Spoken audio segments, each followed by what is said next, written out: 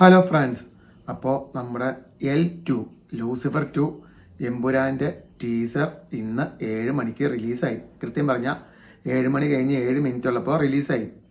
അപ്പോൾ നിങ്ങളെല്ലാവരും അതിപ്ലേ കണ്ടു. അതിൻ്റെ ഓരോരോ റിയാക്ഷൻ വീഡിയോയും നിങ്ങൾ കണ്ടിട്ടുണ്ടെന്ന് അറിയാം. അപ്പോൾ നമ്മുടെ ചാനലിൽ നമ്മൾ ചെറുതായിട്ട് ഇതിൻ്റെ ഒരു റിയാക്ഷൻ ചെയ്യുകയാണ്. അപ്പോൾ അതിൻ്റെ ലൂസിഫർ 2ൻ്റെ എമ്പുരാൻ്റെ ടീസർ കണ്ടിട്ടുള്ള എൻ്റെ ഒരു പേഴ്സണൽ ഒപ്പീനിയൻ, എൻ്റെ മാത്രം ഒപ്പീനിയനാണ് ഞാനിപ്പോൾ ഇവിടെ പറയുന്നത്.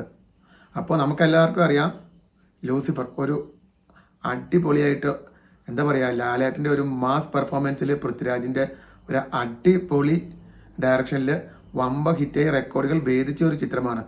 അതിൻ്റെ സെക്കൻഡ് പാർട്ട് എന്ന് പറയുമ്പോൾ ഒബ്വിയസ്ലി എല്ലാവർക്കും ഒരു എന്താ പറയുക, ഒരു പ്രതീക്ഷ ഉണ്ടാവും ഇതെങ്ങനെ ഇറങ്ങും. ഇപ്പം ഞാൻ പറയാം, ഇപ്പം ഈ 2025 എല്ലാവരും വെയിറ്റ് ചെയ്യുന്ന ഒരു പടം ഏതാണെന്ന് ചോദിച്ചാൽ അതിനൊരൊറ്റ ഉത്തരവേ ഉള്ളൂ, എമ്പുരാൻ.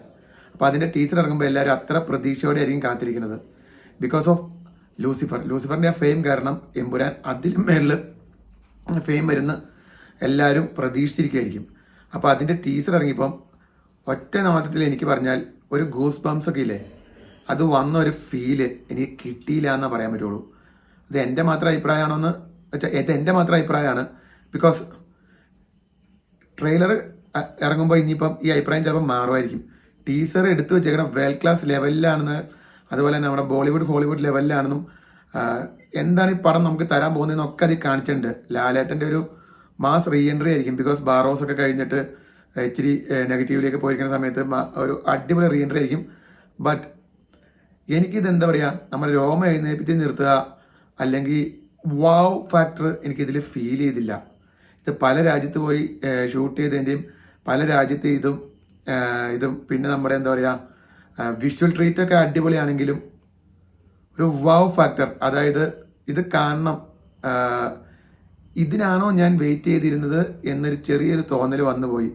എന്തോ അത് പൃഥ്വിരാജ് ഉദ്ദേശിച്ച രീതിയിൽ ടീസർ അങ്ങ് പുറത്തേക്ക് കൊണ്ടുവരാൻ, അത് ടീസർ കണ്ടാൽ നേരെ പോയി സിനിമ കാണണം, ആ ഒരു രീതിയിലേക്ക് ഇത് എത്തിയോന്ന് ചോദിച്ചാൽ എൻ്റെ ഒരു പേഴ്സണൽ അഭിപ്രായത്തിൽ എത്തിയില്ല എന്നേ പറയാൻ പറ്റുള്ളൂ.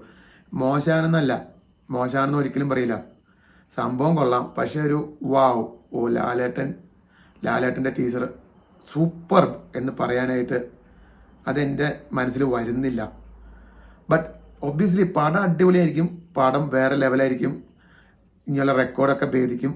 100 കോടി ക്ലബ്ബ് ഷുവർ, കണ്ണും പൂട്ടി, അതൊക്കെ ശരിയാണെങ്കിലും ടീസറിൻ്റെ ഒരു റിയാക്ഷൻ വരുമ്പോൾ വാവ് അല്ലെങ്കിൽ സൂപ്പർ അടിപൊളി രോമാഞ്ചിഫിക്കേഷൻ എന്നൊക്കെ പറയാനേ, നമ്മൾ ദൃശ്യത്തിൻ്റെ ടീസർ ട്രെയിലർ കണ്ടപ്പോഴാണേലും ലൂസിഫറിൻ്റെ കണ്ടപ്പോഴാണേലും എന്തിനാദ്യം പറയുന്നത്, ബാക്കി ബാഹുബലി 2ൻ്റെ കണ്ടപ്പോഴാണേലും ഒക്കെ നമുക്കൊരു ഇതിൽ എന്തൊക്കെയോ ഉണ്ട് സൂപ്പർ എന്ന് നമുക്ക് പറയാനായിട്ടൊരു തോന്നൽ ജനിപ്പിച്ച ഒരു ടീസറാണ്. ട്രെയിലർ വന്നപ്പോൾ അതിൻ്റെ അപ്പുറത്തായിരുന്നു ബാഹുബലിയുടെ ഒക്കെ. ബട്ട് ഇതിൻ്റെ കണ്ടപ്പോൾ എനിക്ക് അത്രയ്ക്കൊരു ആദ്യം ഫസ്റ്റ് ഇംപ്രഷൻ തന്നെ തോന്നിയത്, അയ്യോ ഇച്ചിരി ലെവൽ താഴേക്ക് പോയല്ലോ, ലെവൽ കുറഞ്ഞു പോയല്ലോ, എന്താണ് ഇതിന് സംഭവിച്ചത് എന്നൊരു തോന്നൽ എൻ്റെ മനസ്സിൽ വന്നു. ടീസർ വെച്ചിട്ടല്ല പടം അളക്കണ്ടേന്നും ട്രെയിലർ വെച്ചിട്ടല്ല പടം അളക്കണ്ടേന്നും ഒക്കെ നമുക്കറിയാം. അത് കണ്ടു തന്നെ അവനെ തിയേറ്ററിൽ പോയി കാണുക തന്നെ ചെയ്യണം. ഞാനും കാണും. പടം അടിപൊളിയായിരിക്കുന്ന ഒരു ഡൗട്ടും വേണ്ട, മോഹൻലാൽ തകർക്കും. ബട്ട് അതിൻ്റെ ടീസർ ഒരു ചെറിയ തോതിൽ നമ്മളെ നിരാശപ്പെടുത്തിയെന്ന് ചോദിച്ചാൽ ഊവാന്നേ പറയാൻ പറ്റുള്ളൂ. അപ്പോൾ ട്രെയിലർ ഇനി ഇറങ്ങട്ടെ, ട്രെയിലർ ഇറങ്ങി കഴിയുമ്പോൾ അടിപൊളിയാവും നമുക്ക് പ്രതീക്ഷിക്കാം. ടീസർ ചെറിയൊരു നെഗറ്റീവ് ഷെയ്ഡ് വന്നുപോയി. അപ്പോൾ ഇതാണ് എനിക്കിന്ന് തോന്നിയത്. അപ്പം നിങ്ങൾക്ക് എന്താണ് തോന്നിയതെന്ന് നിങ്ങൾ താഴെ ഒന്ന് കമൻറ്റ് ചെയ്യണം. അപ്പോൾ അത്രയൊക്കെ ഉള്ളൂ കേട്ടോ. അപ്പോൾ ബൈ.